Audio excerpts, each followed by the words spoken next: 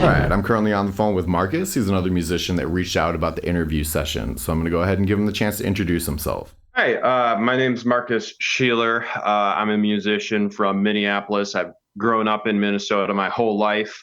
Currently, my project that I'm working on is called Paper Windows. It's a chill electronic project that incorporates some organic sounds, things like guitars, strings, as well as using electronic synthesizers and recently even analog synthesizers and other various sorts of hardware.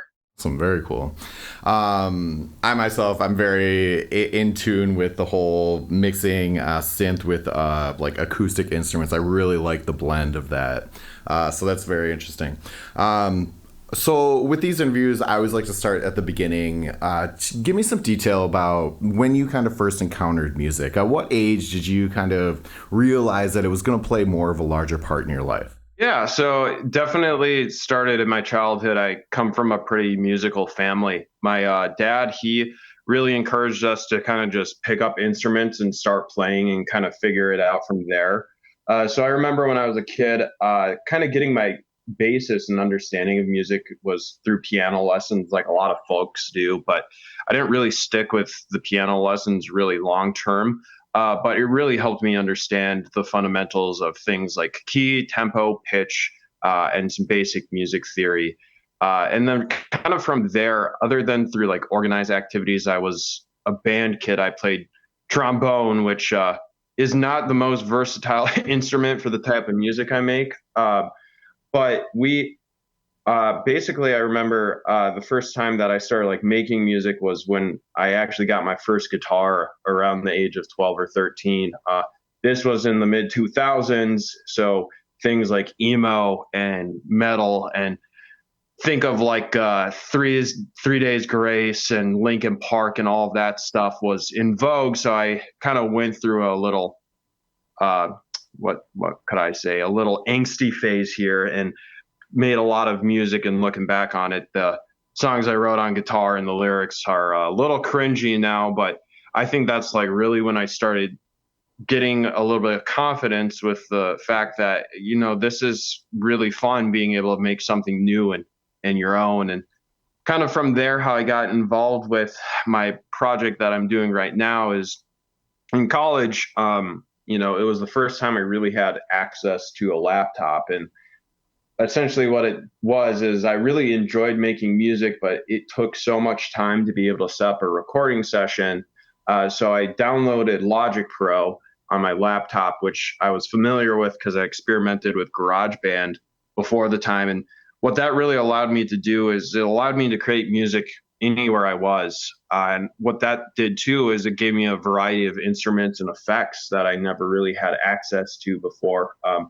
Because it was really interesting. Before that, I really never experimented with electronic music at all because the barrier to entry was so high at that point of time. And able to use Logic Pro, it didn't just give me the access to the instruments, it really allowed me to take my songwriting to a different depth that I think is taken for advantage a lot these days since, you can stack 30, 40 instruments on top of each other in these programs, which being a kid with no studio access, you weren't really able to before. And suppose after that, it kind of just organically morphed into the style that I do. As a musician, you take inspiration from sounds that you like and kind of what's popular at the time, and then you make it into your own style with all your sounds and whatnot. Sure. So let's step back a little bit there. Tell me about what kind of the motivation was to go into the style of music that you currently make. Was it your influences musically growing up or something else that came out of it? Yeah, so growing up, a lot, like I mentioned, I listen to a lot of metal, and the music I make is really far from that. So I think really what influenced my decision to kind of pursue electronic music is at the time, it was around, I went into college at 2014. And during the time, it was kind of the birth of EDM, and you had all these artists coming out with Skrillex and Dead and all these big names that are pretty legendary now. And it was something that I had really never heard before up until that point. And, being in a college environment, it just kind of exposed me to this whole new world. And not only the music, but there's such an interesting culture behind electronic musics and concerts and raves and whatnot. So I suppose kind of what I happened was I went to a couple of concerts and I thought, wow, this is really, really fun. And this is something that I think I want to be a part of. So that's kind of what actually pursued me to download Logic at the time was, after going to a couple of these concerts and seeing how fun it was, I was like, maybe I can do this and we can have fun with my friends and whatnot. So that's really what got me into the style that I'm doing right now. I suppose I was a product of the times. If I was making music now, I'm not really sure what I would be making. It would be pretty different. But it's that's kind of what happens a lot, right? You get placed into an environment, you hear new things, and kind of influences you in ways that you didn't expect. So tell me a bit more about the direction of it then. So obviously, you're spending a bit of time working on the electronic instruments, but then you also mentioned that you do have experience with, like, I'm going to call them traditional acoustic instruments. You mentioned trombone. Are you pursuing like a mixture there, or kind of what is the direction that you're going in? Yeah, so it's kind of interesting, but a lot of it's due to accessibility. So like with a lot of the organic instrumentation that I'm using, a lot of it comes down to samples and sampling. There's a pretty huge variety of samples with the access that you get with the internet nowadays. So one major thing that's a component of my music is that I'll actually figure out samples that I want to incorporate, slice and chop them and put them in there. In fact, one of my favorite things to do is to take vocals and then slice and chop them. But outside of that, I'll record my guitar directly into my interface. And then other aspects too is I'll like the amazing thing about doing music on your laptop nowadays is there are so many good softwares out there for actually getting really realistic sounding or organic instruments directly inside of your computer. So that's kind of what the combination is. I do field recording sometimes, but a lot of it is just what's accessible to me and what's convenient for me to use.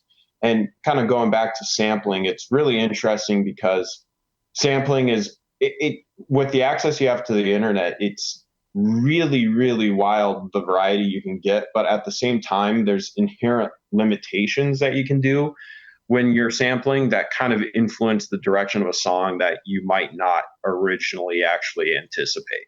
Sure, absolutely. So, moving forward a little bit, what do you kind of see for, the future of this project? Is this going to be a studio project where you just release digitally, or do you intend at some point to put like a band together and do shows?